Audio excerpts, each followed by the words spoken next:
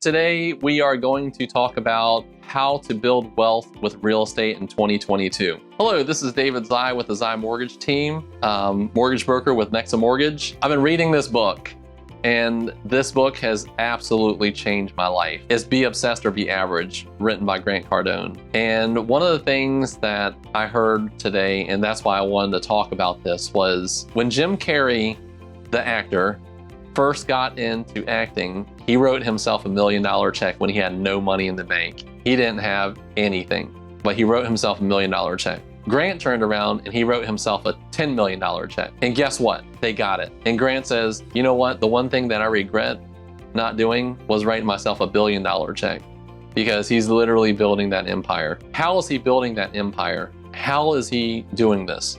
Well, he's obsessed with real estate. And if you know anything about me, I'm kind of obsessed with real estate myself. Thinking about that really wanted me to make this video today and kind of talk to you guys about how you can build wealth in real estate and how there are a lot of options out there. You guys have heard me talk about Scott, how he founded this organization because he was tired of people telling him or telling customers being told no when there are options out there, right? In 2022 and beyond, you can make money in real estate, and this is how you do it. You could buy homes and flip them, okay? It's always about finding that opportunity. So when department stores were all open, and even when we read the weekly sales ad, we're running to the sale and we're buying the sale items, right? So this week there are pork shoulders on sale at my local grocery store for 99 cents. Guess what I'm doing? I'm out buying my pork shoulder, right? So why don't we do that with real estate? Why don't we do that with appreciating assets? I'm always about buying something that's on sale, and there's nothing that gets me more excited than buying a house that's on sale.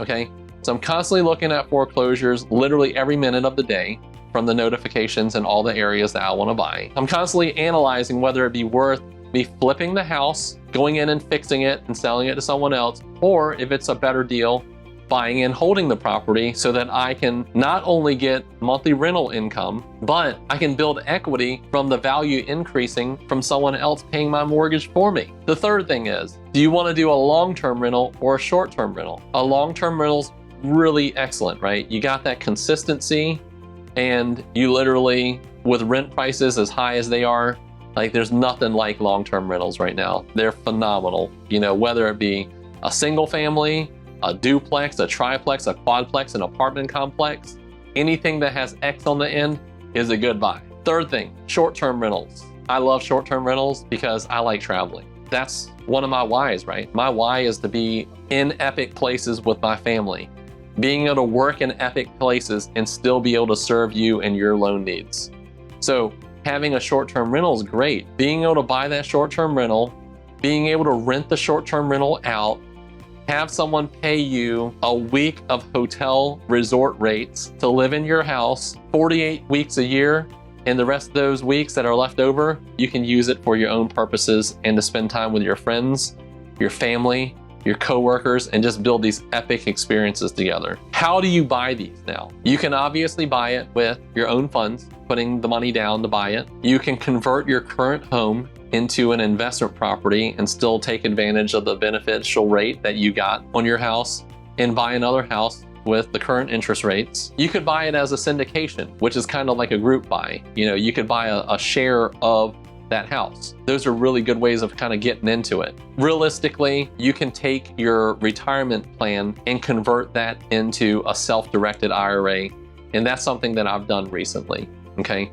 So basically, I'm taking my retirement fund, I've turned it into a self-directed IRA so I can buy investment properties with my retirement funds. All of the income that goes in and out of it goes back through the retirement fund. And I'll tell you, I've never seen money grow the way that it's grown in any other way, in any other form other than real estate. How do you hold these rental holdings? So really, I can spend 20 videos talking about this.